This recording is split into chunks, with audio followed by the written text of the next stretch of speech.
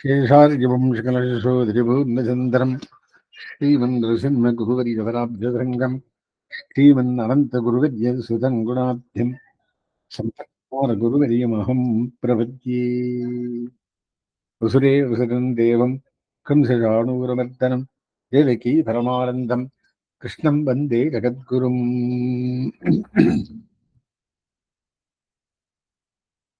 Today's subject matter of discussion is chapter 2, containing 72 shlokas, named as Sankhya Yoga.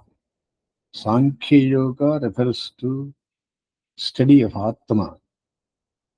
Atma Paramatma Vicharam Sankhya Yoga Yen Darishitam. The immortal soul in the mortal body is the title.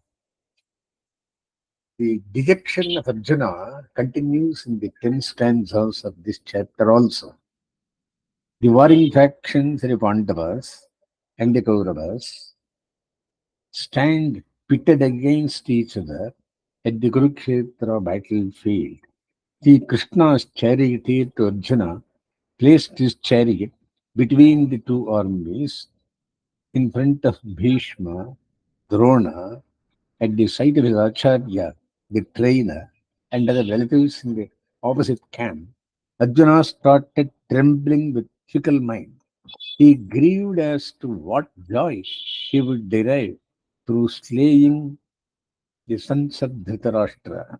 Overwhelmed thus with pity, surrenders to Sri Krishna, seeking his able advice. Sri Krishna, with a view to detract him from this misplaced pity and misconceived notion about the war as adharma, starts unfurling the Gita Upanishad Shastra from second chapter, 12th shloka. With the knowledge of Atma is permanent and real, and that the Kshatriya's duty is to engage himself in fight, detached from the fruits of action of such war, is the Karma Yoga attendant on him, is also discussed in this chapter.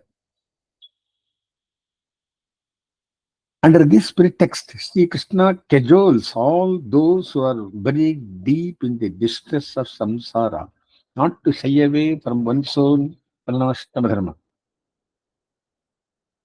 As the previous chapter deals with the dejection and disillusionment of Arjuna, it is called Vishara Yoga, which continues in 10 slokas of this chapter also. As he who is illusioned is fit to be instructed. Like a physician who doctors the patient's illness, see, Krishna goes to the root of Arjuna's disillusionment. In a sense, the ill-conceived notion of treating the body as soul.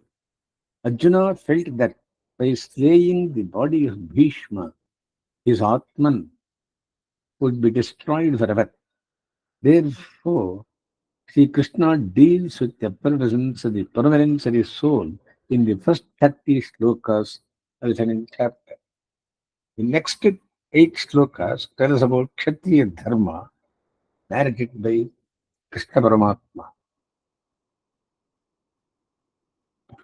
Now, we will stick our discussion only to this 38 slokas, commencing from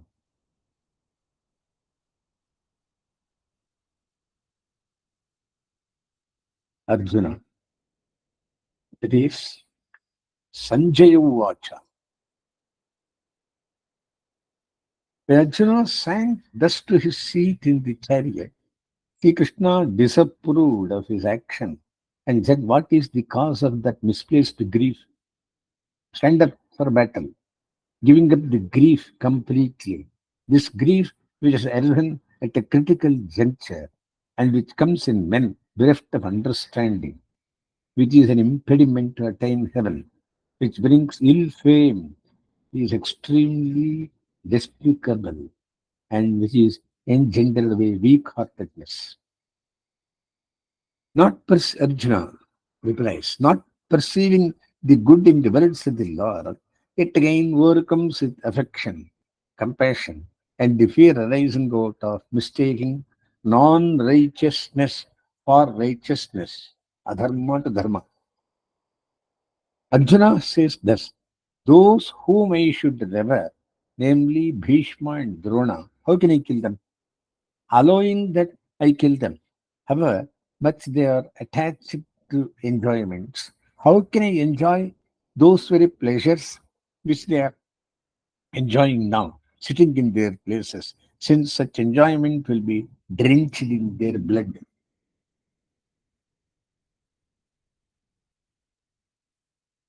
If it be said that having commenced the war, we draw back from the battle, Dhritarashtra's sons will forcibly kill us. Let it be so. Compared to securing unrighteous victory over them, who cannot distinguish between what is righteous and non righteous, getting killed by them is better. Having said this, and overcome by dejection, Arjuna surrendered at the feet of the Lord and said, whatever is considered best for me, please teach me who have surrendered to you.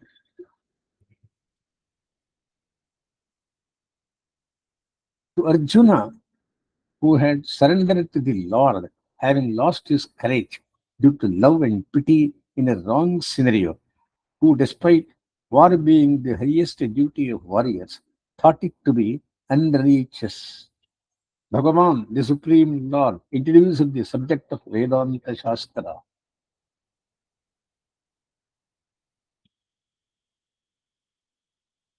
concerning self to him, sensing that his delusion would not vanish unless the knowledge of the real nature of the self was imparted to him. Thus, to Arjuna, with misplaced love and compassion, leading to seeing unrighteousness in the righteousness, grief stricken, and to one who had surrendered to the Lord, the Shastra was propounded. Thus, to Arjuna, who was not having the knowledge of the real nature itself and was grief stricken due to ignorance concerning the real nature of the body and self, despite which he was speaking about duty, as if we had the knowledge that self is distinct from the body and suddenly appearing to be inactive and standing between the two armies, the Supreme Lord spoke as if smiling the following words in text 212 below. Hmm. That is, Natvevagham jatu nasam तत्त्वन्नेमे जनाधिपाः न चैव न भविष्यामः सर्वे वयमतः परम्. Meaning,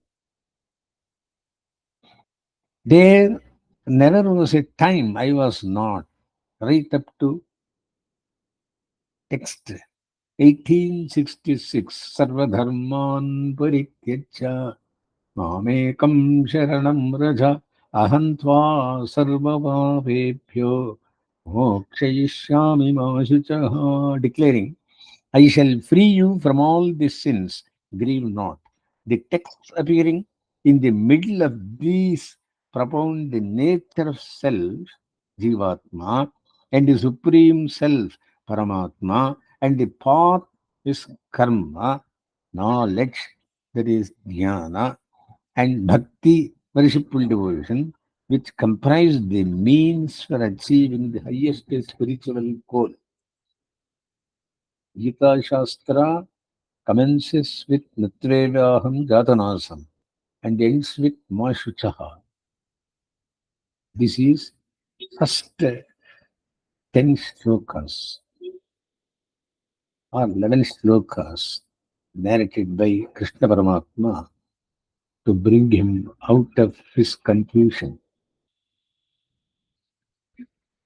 The Lord said, next 20 slokas is about Sankhya Yoga. Sankhya means knowledge, buddhi. That is, buddhi order, meaning advising Arjuna to distinguish between the immortal soul and the mortal body. Those who do not deserve to be grieved for, you are grieving for them, and he also speaks words of wisdom. Ashocyananvashocastvam prajnavaramscha bhashasi. The ancestors fall degraded, deprived of Shraddha and Tarpana. Those having knowledge of nature, the body, and self need not grieve for the bodies from which the life has left, and also those who are alive. Neither for bodies nor for souls do they grieve. Gatasun agatasumscha nanishochanti pandita. Gatasun meaning bodies, and agatasun meaning souls. Whoever knows their nature do not grieve. There is a contradiction in our understanding. Your grief arising from the thought that you are killing them, and your thoughts on matters of righteousness and non righteousness, giving the impression of knowledge of self as different from the body. Hence, you neither know that difference, nor that unlike body, self is eternal, nor the duties as in war which lead to the attainment of self, nor the fact that war fought without selfish motive is a means for obtaining knowledge of the true nature of the self. Karma Yoga. The self is not subject to cycle of birth and deaths, and therefore it is not a matter for grieving. While the body is non-sentient and is subject to change, its origin and destruction are natural. Therefore, that too is not a subject for grief. Listen first about the nature of self. Sarveshwara, that I am, was never non existent and I am eternal. It is not to be understood that Kshetrajñas and the embodied selves, like you, who are subservient to me, did not exist. You did exist. There is no such thing that you, me, meaning all of us, cease to exist in future. We shall always exist.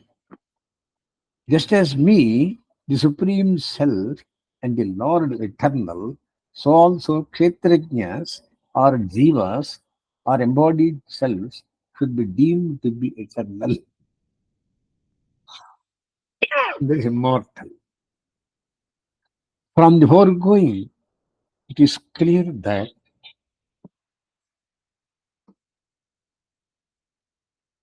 mm, the differences between the Lord and the individual selves, and that among the selves themselves are real. This has been stated by Lord Himself. In order to clear the misunderstanding and delusion through ignorance in which Arjuna found himself, and in an effort to explain the truth of eternality, the Lord has employed the terms like I, you, there, all, and we. At this juncture, the limiting adjunct theory of Bhaskara and the Advaitins theory, which do not accept any ultimate difference between the Lord and Jivas, is refuted thus. There has be there has to be difference between the Lord and the individual selves. Otherwise, whom will the Lord impart knowledge to? Advaitins Bimba Pratibimba, the original and reflection theory, that the teachers give instructions to their own reflections in form of disciples like Arjuna, would amount to sheer absurdity. No one would teach a mirror or the blade of a sword knowing that they are non different from himself. very same as himself. Thus, if it is said that perception of differences persists because of ignorance, then the teachers themselves are ignorant and incapable of teaching the truth. Just as one does not grieve over body, giving up boyhoods, attains other states like youth and old age, because the self is eternal, so also wise men, for the same reason, do not lament when the self passes from the present body to the next body. Only this much requires to be done here. As the selves which are eternal get bonded to bodies dictated by their karmas. In order to do away with bondage with the bodies, the embodied being should perform such duties as one is keeping with their varnas, that is castes, with detachment to the fruits therefrom. Even to them, the feeling of pleasure and pain, cold and heat, arising out of contact with sense objects will be there, but these are to be endured till the acts enjoined in the scriptures come to an end. The meaning of this is explained by the Lord in the next sloka. Matra sparishastu kaunteya shitoshna sukha dukkadaha agama bhajino nityaha tam stitikshasva bharata.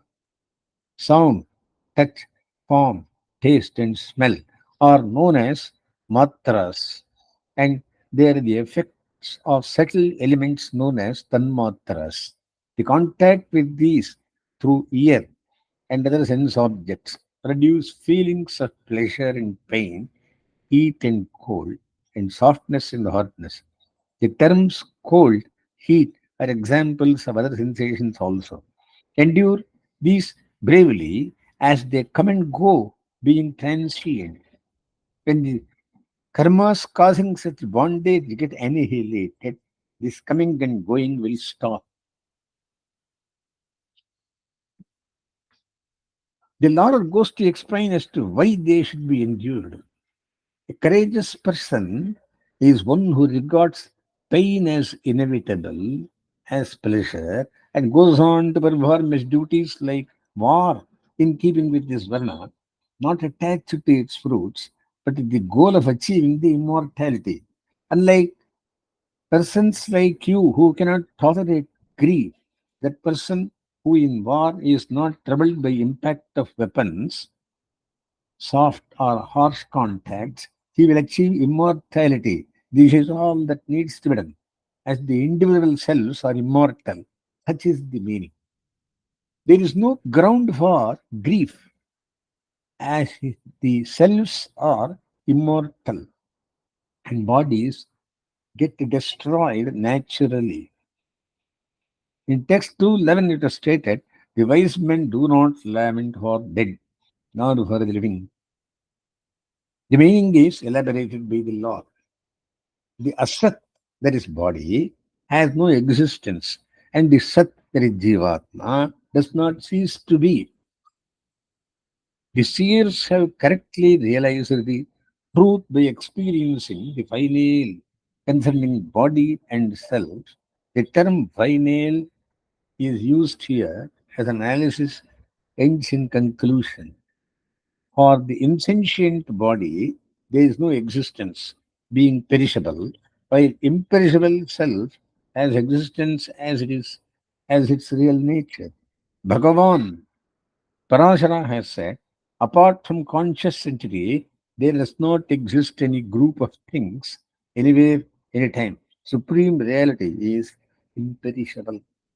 In the texts to follow, there's 2:17 and 18, it will be seen that perishableness of the body and imperishability of the self has led to naming the Atman in existence, Sattva, and body as non existence, Asattva.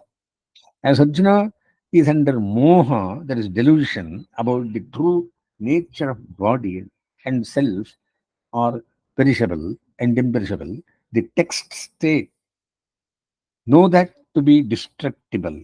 These bodies have an end. अविनाशिरि तद्विद्धि येन सर्वमिदं विनाशमव्ययस्यास्य न कश्चित् कर्तुमर्हति अन्तवन्त इमे देहा नित्यस्योक्ताः शरीरिणः अनाशिनो अप्रमेयस्य तस्माद्युध्यस्व Bharat. Know the essential reality of the self, Chetana, is imperishable, and that the Achetana, essential matter, is different and is provided by the self. The self is too subtle and pervasive, and hence cannot be destroyed. Entities other than self being grosser can be destroyed and disintegrated by fire, wind, water, weapons, etc. The self is of subtler, sukshma nature and is imperishable. Digha upachaye, meaning that the dehas, the bodies grow and their nature is said to be antavantaha, meaning perishable.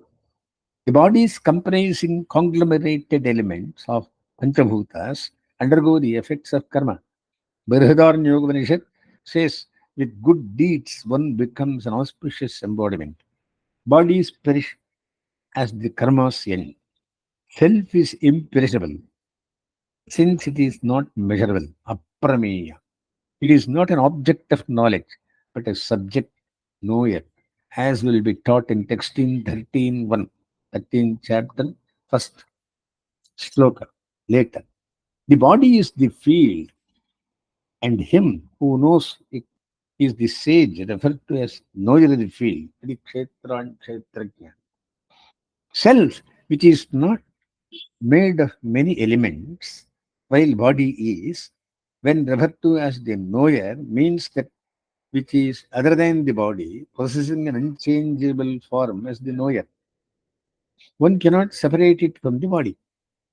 Thus, self is imperishable since it is of a single form, the knowing subject, and is all pervasive, while the body is perishable, enables experiencing the fruits of karma by the embodied self, has several parts, and allows itself to be pervaded. Thus, the body is perishable and the self eternal, and therefore, with courage and weapons going to be received by you, start action with or with detachment to its fruits, but with the purpose of achieving immortality. With regard to the self described above, he who thinks it a killer or the cause of killing, or the one who thinks as it to have been killed in some way, both of them do not know. Since the self is eternal, as mentioned before, for the same reason, neither can it be caused to be destroyed, nor can it be slain. The term Hanti signifies separation of the body from the self and not the self getting destroyed. When it is mentioned, a Brahmin shall not be killed or animals should not be killed, it only means separation of the body from the self. Although the killing referred above is ethical sense, the text means the separation of self from the body in a metaphysical sense. For reasons stated above, all the aspects mentioned with respect to the insentient body, is birth, death, etc., do not refer to the self. That is, birth and death experienced by all in the bodies do not touch the self. The statement, having come once, it never ceases to be, is with reference to kalpa or beginning of eternity. Having come along in one kalpa, it will stay on till the end of the kalpa and will re-merge at the next unless liberated, as mentioned in the scriptures. Hence, the selves are unborn, eternal, everlasting. No changes, unlike with matter, taking place. And from time immemorial, primeval, hence, if body is killed, self is not killed. The one who knows the self thus is eternal, indestructible, unborn, and everlasting. How can he cause death to the self in gods or animals or immovables? Whom can he kill? How can he be the means to destroy or kill? The purport is that the statement, I kill these, is solely born of ignorance in regard to nature of self, and grief cannot be attached to it. Veda vinashinam nityam yayenam ajamabhyayam katham sapurusha partha kam ghatayati hantikam. Those who sacrifice their bodies in Dharma Yuddha, righteous war, they get Kalyana Sharira, more beautiful bodies than the previous ones. So, say the scriptures, casting off old garments and getting into new and beautiful Mangarakara ones can only bring joy as witnessed in the world. Vasam jijinani yatha vigaya namani grinhati naroparani तथा शरीराणि विहाय जीर्णानि अन्यानि संयाति नमानि देहि. Sri Krishna, the Lord, reiterates for better understanding the indestructibility of self, as in 217. Know that alone to be imperishable, by which all this is pervaded. अविनाशित तद्विद्धि येन सर्वविदं विनाशमव्यस्यास्य न कश्चित् कर्तुमर्हसि. Weapons, fire, water, wind, all these are incapable of affecting cleaving, chedana, burning, dahana, wetting, kledana, drying, shoshana, respectively, since it is nature of the self to pervade all elements. Being subtler than all the elements, it is omnipresent, and the effects of cleaving, burning, etc., can take place by pervading the substance.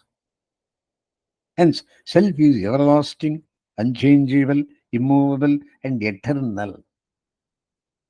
Eternally same, primeval, ancient. The self is not coming within the scope of pramanas, means of knowledge. Like those objects which can be cracked, etc., are made manifest. It is unmanifest, avyakta, being different from such objects. It is inconceivable, since it is different from all objects. It is unchanging, does not allow itself for modifications. Thus, knowing the self to have those qualities, it does not benefit you to lament for its sake. Avyaktojamachinthyojam avikaryojamutchate tasmadevam viditvenam nanushochitumarhasi. Even if the self were same as the body, that is given to births and deaths, which characterize the body as in the foregoing, it is not becoming of you to lament, since for the body the cycle of births and deaths is inevitable, and its nature is one of modification. Atha chainam nitya jatam nityam va manyase mritam tathapi tvam mahabaho nainam shochirumarhasi. The one which has originated undergoes annihilation, and what has got annihilated will re-originate. Only that existing entity can re-originate, and not the one which is non-existent. Thus, for an existent entity, origination and destruction are particularly states only. This is similar to threads assuming the state of a cloth when, when woven together. It cannot be called a new entity, since in the process of weaving, it acquires only a new name and special functions. There is no new entity. While origination and destruction are only particular stages of an existing entity, destruction is only an opposite condition of origination. Destruction could also mean an evolutionary stage, as in the case of clay assuming the shape of a pot, and finally powder. At that point, the destruction itself is known as birth. Thus, there being only different stages and inevitable at that, it is not becoming of you to grieve. जातस्य ध्रुवो मृत्युः ध्रुवं जन्म मृतस्य च तस्मादपरिहार्येत्थे न त्वं शोचितुमर्हसि. These shariras exist as dravya with nothing known about their previous stage, their middle stage alone, as man is known. Neither is anything known about its final stage. These being their natural state, there is no cause for lamentation. Avyakthadini bhutani yaktamadhyani bharata avyaktanidhanan yeva tatra ka parivedana. See, Krishna goes on to say it is difficult to find one who has perceived Atman, spoken or heard about it, or has a conception after hearing about it. Atman, different from the body, has a wonderful nature. The self of aforesaid nature might have been realized by someone after great tapas, austerity, eliminating the sins and leading to greater merits. It is wonderful and differs from all the things of which one tapasvi speaks to another. Someone hears of it as. Even then, no one knows it exactly, even that it really exists. Cha connotes that one with first-hand perception among seers, speakers, hearers is a rarity. Ascharyavat paschari kaschidinam आश्चर्यवद्वदति तथैव चान्यः आश्चर्यवच्चैनमन्यः शृणोति श्रुत्वाप्येनं वेद न चैव कश्चित्.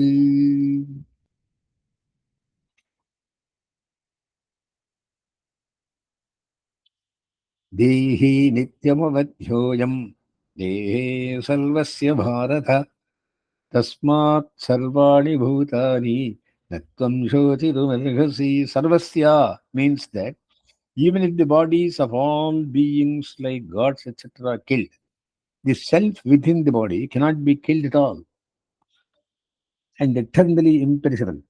All beings from gods downwards are all uniform and eternal in their nature. Therefore, it is not becoming of you to grieve for anyone from gods downwards and not just for Bhishma and others.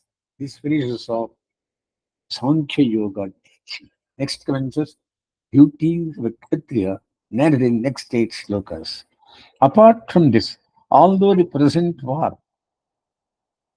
leads to killing of life, just like in the Agni Shominya and other sacrifices, wherein there is killing, considering your own duty as Kshatriya, you should not flinch. There is no greater good than a righteous war for a Kshatriya. It will be declared in 1843 that valor, fortitude, not fleeing from battle are the duties of a Kshatriya born of his nature. So only the Kshatriyas with Punya get to fight such a war which has come to you unsolicited. This is the pathway to heaven and upaya for getting immeasurable bliss. In the case In case, due to delusion, you keep off from fighting this war which has commenced, which is your duty as Kshatriya, as a result of flinching from your duty, you will lose extraordinary happiness flowing from discharging the duty and victory. In addition, you will be subject to great sin. अथ चेत्त्वमिमं धर्म्यं सङ्ग्रामं न करिष्यसि ततः स्वधर्मं कीर्तिं च हित्वा पापमवाप्स्यसि अकीर्तिं चापि भूतानि कथयिष्यन्ति ते व्ययां सम्भावितस्य च कीर्तिः मरणादतिरिच्यते. You will not just lose happiness and honor, but will become the butt of disrespect by all types of people. They will ridicule you, saying that you fled from the battle as soon as it began. If the response to this is so what? The reply would be to the one having honor and courage, the opposite of these attributes would amount to dishonor, which is worse than death. भयाद्रणादुपरथं मन्यन्ते त्वां महारथाः येषां च त्वं बहुमतो भूत्वा यास्यसि लाघवम्. Should it be required as to why dishonor would result to me when I am hero, then I, a hero, has withdrawn from war out of consideration of love for my relatives? Their reply would be to Maharathis like Karna, Duryodhana, you who were esteemed as the heroic enemy will appear to reach a situation of easy defeat. That is despicable. Brave enemies do not withdraw from battle through affection for relatives, but due to fear only. Further, sons of Dhritarashtra will make remarks which will be unutterable and malicious. How can Partha dare to stand in our midst even for a moment? His prowess is misplaced and not in our presence. What could be more distressing than this? And death is more acceptable than such infamy. अवाच्यवादांश्च बहून् वदिष्यन्तु तवाहिताः निन्दन्तस्तव सामर्थ्यं ततो दुःखतरं नु किम्.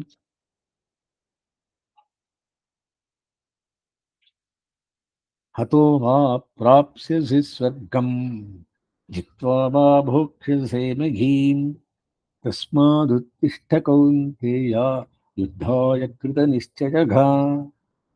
For a hero, the Lord explains enemies being killed by him or he killing them are both helpful to Shreyas, blissful end.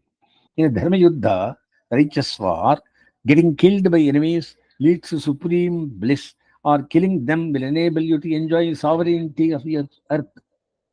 Thus, fighting war without expecting fruits is a means for supreme Shreyas, and you will attain it. Therefore, assuring yourself the duty of fighting war leads to moksha, the supreme goal. Get up with firm resolve to engage in war. सुखदुःखे समे कृत्वा लाभालाभौ जया जयौ ततो युद्धाय युध्यस्व नैवं पापमवाप्स्यसि. The conduct of oneself in war is explained thus.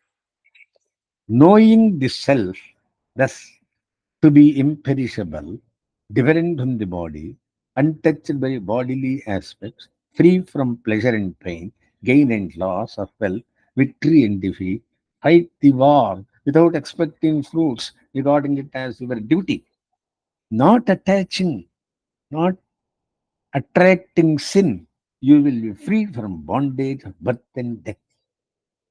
Final conclusion. अस्मिन् यदि हे गर्वध्यमां लक्ष्मीवल्लभपर्यन्तां वन्दे गुरुपरम्पराम्.